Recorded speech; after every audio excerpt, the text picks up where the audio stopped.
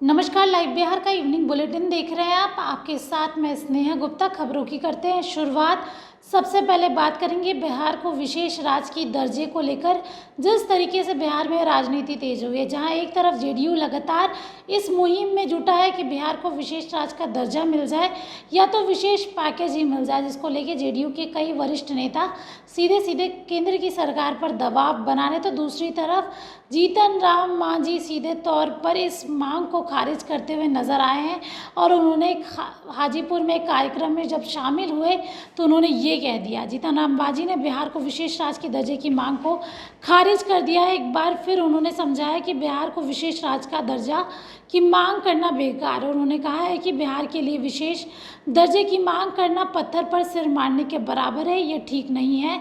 जीतन राम मांझी हाजीपुर में खादी उद्योग के एक कार्यक्रम में शामिल हुए थे, जहां उन्होंने ये बयान दिया। अब बढ़ते हैं दूसरी खबर की ओर और बात करेंगे राष्ट्रीय लोजपा की। राष्ट्रीय लोजपा ने सीधे सीधे इस बार कोर्ट का दरवाज़ा खटखटाया है, जहां पे एक तरफ पशुपति पारस और चिराग पासवान की ये लड़ाई जो है अब कोर्ट तक पहुंच गई है, जहां पर भवन निर्माण विभाग ने राष्ट्रीय लोजपा का आवंटन जो है वो रद्द करके वही दफ्तर लोजपा आर को दे दिया था, जिसको लेकर काफ़ी नाराज़ नज़र आ रहे थे पशुपति पारस।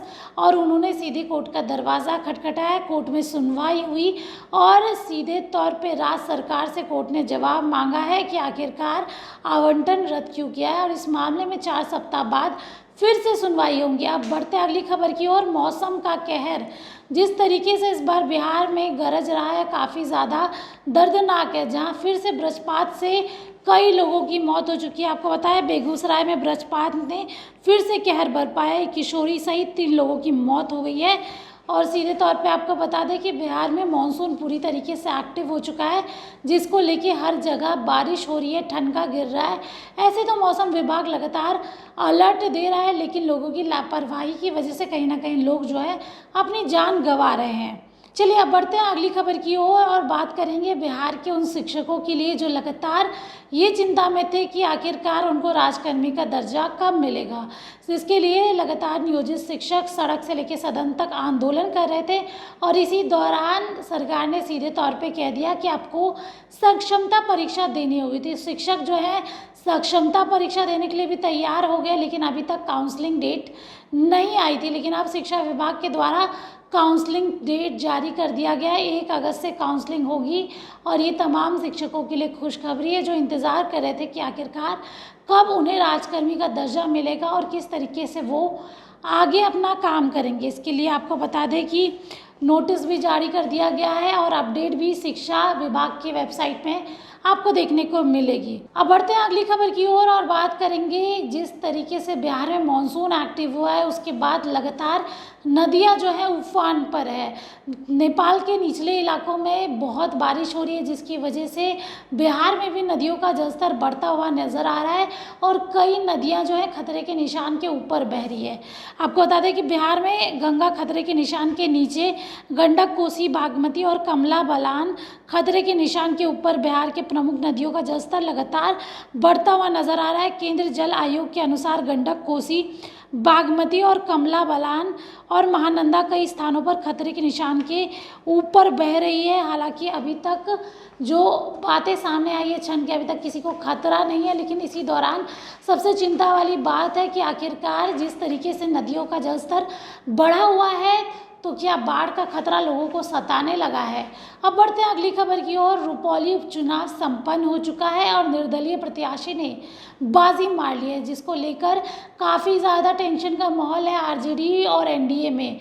सीधे तौर पे जिस तरीके से आरजेडी और जेडीयू को जनता ने जवाब दे दिया और कह दिया है कि हमें आप पे भरोसा नहीं है। अब इसको लेके जो और बाकी जगह 4 उपचुनाव होने वाले हैं उसको लेके बीजेपी तैयारी में जुट गई है और मीटिंग की है। आपको बताएं तरारी और रामगढ़ की सीट पर जिताऊ प्रत्याशी की पार्टी ने शुरू की तलाश। बेलागंज में जेडीयू और इमामगंज में हिंदुस्तान अवामी मोर्चा उतारेगी प्रत्याशी। तो सीधे तौर पे 4 जगह उपचुनाव होने वाले हैं, बेलागंज, तरारी, जहां पर और भी 2 जगह इमामगंज और साथ में रामगढ़।